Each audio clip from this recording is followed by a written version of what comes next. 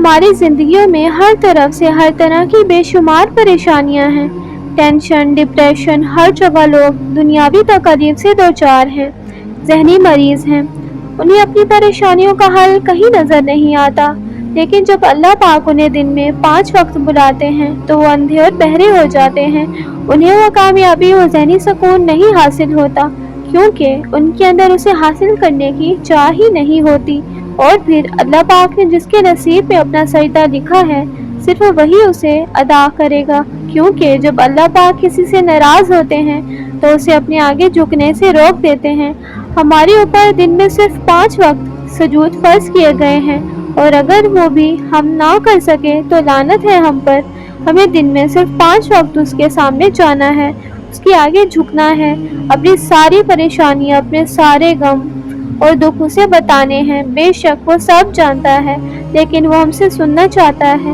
وہ چاہتا ہے کہ ہمیشہ اس کی مدد مانگے ہم، اور بے شک وہ سنتا ہے، اور صرف وہی تو ہے جو ہماری سنتا ہے، جو ہماری سننے والا ہے، ہمیں کبھی نظر انداز نہیں کرتا۔ ہم سے ناراض بھی ہوتا ہے تو ہم سے رزق نہیں چھینتا، ہماری ہمیشہ حفاظت کرتا ہے۔ اور بے شک نماز ہی وہ عبادت ہے جو ہمارے دلوں کو سکون میں رکھتی ہے اور ہماری دنیا اور آخرت کی کامیابی کا بھی ذریعہ ہے۔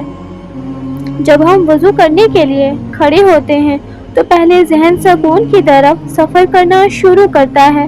جیسے جیسے وضو کا پانی ہمارے اوپر پڑتا ہے، ویسے ویسے ہم پاکیزگی محسوس کرتے ہیں۔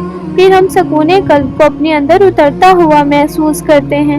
جب آہستہ آہستہ ہم وضو کے مراحل طے کرتے جاتے ہیں تو ہماری روح غسل کرنے لگتی ہے، اس پر لگے ہمارے کیے ہوئے گناہوں کے داغ دھلنے لگتے ہیں، ہمارے گناہ مٹنے لگتے ہیں۔ اور پھر جب ہم اس رب کے آگے جھکتے ہیں تو ہم اس سکون میں ہوتے ہیں جو بہت کم لوگوں کو نصیب ہوتا ہے۔ وہ سکون جس کو انسان پوری دنیا میں ڈھونڈتا ہے، وہ سکون جس کو اللہ پاک پہاڑوں کی اونچائی پہ رکھ رہے تھے، لیکن اللہ پاک نے اس سکون کو انسان کے دل میں رکھا تاکہ اسے ڈھونڈنے میں زیادہ بہت سے کٹھن لمحات آئے، بہت سی تکلیفیں آئیں۔ کبھی کبھار تو تکلیف اتنی بڑھ جاتی تھی کہ زندگی بے معنی لگنے لگتی تھی۔ نہ کوئی آنسو صاف کرنے والا ہوتا تھا اور نہ ہی کوئی آہیں سننے والا ہوتا تھا۔ رات کی تاریکیوں میں روشنی کو ڈھونڈتے رہنا، آسمان کو جو دیکھنا تو یوں لگنا جیسے ابھی یہ میرے سر پہ آ پڑے گا اور سب ختم ہو جائے گا۔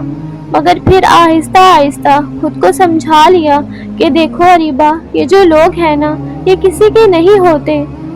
کم وقت وہاں رسوا کرتے ہیں جہاں سے عزت کمائی ہو، بس رونا نہیں ہے، ان کے سامنے تو نہیں تو یہ کاٹ کھائیں گے۔ اور پھر اس دن کے بعد سے لے کر اب تک میں کسی کے سامنے نہیں روئی اور زبان سے ایک دفعہ بھی شکوہ نہیں کیا۔ صاف الفاظ میں کہوں تو اللہ پہ سب چھوڑ کر میں نے خود کو معاف کر دیا ہے۔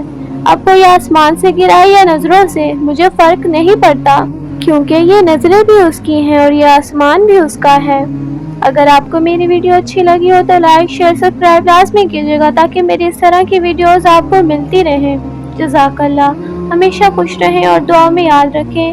اللہ حافظ۔